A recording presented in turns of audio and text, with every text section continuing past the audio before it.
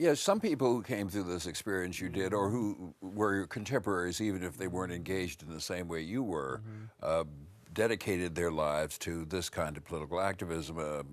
Someone you knew at that time, Angela Davis, even though she becomes an academic, also maintains this kind of, pushing forward. Why do you think you took this path and others took another? It's interesting. Angela and I were both fortunate to be children of middle-class parents. The essence of middle class in America at that time. Your mother's a teacher, so often, and I think we are all affected, influenced by our experiences, whatever they are. Now, for her and for many others who grew up with me, the idea was education was critical, was absolutely critical. What we have in common is everybody was saying education makes the difference. So that clearly was there. Now, the fact that she might have taken a different path during a period when things were very turbulent, and I'll never forget how supportive Black Birmingham was of her every day during that period. I mean, there was never a time when any of us felt anything other than let's protect, support Angela Davis. That's the difference between white and Black America. We knew she was a wonderful person, that she may have been trying to support somebody, but we knew who she was, and we knew her family. Put somebody's people, you see, And what am I saying? I'm saying that circumstances can be such that you are involved with people, you're helping people involved in whatever activity, prison or whatever, and you give support and you move in that direction. My direction was different just because of circumstances.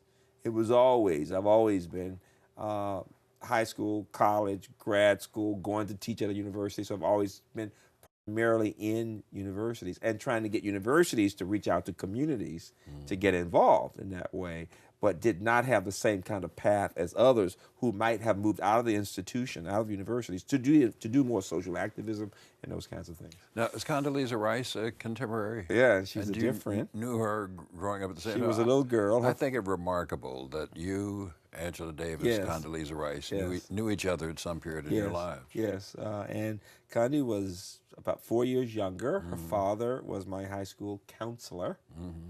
A wonderful, wonderful Reverend Rice, intellectual, who also liked sports, who was just an incredible thinker who could push you to think and use humor with it in very interesting ways. But he was there, and Mr. Bell, my principal, was the uncle of Alma Vivian Powell, who also grew up in Birmingham. And so all of that Birmingham connection is very interesting. But the point I make to people all the time is that people assume that, if they're Black, they think this way, or if they're Black and middle class, they have these points of view, not realizing that we are thinkers. Educated people will have different points of view about many things and can even agree to disagree and still be very close. Right. People do that within the same family.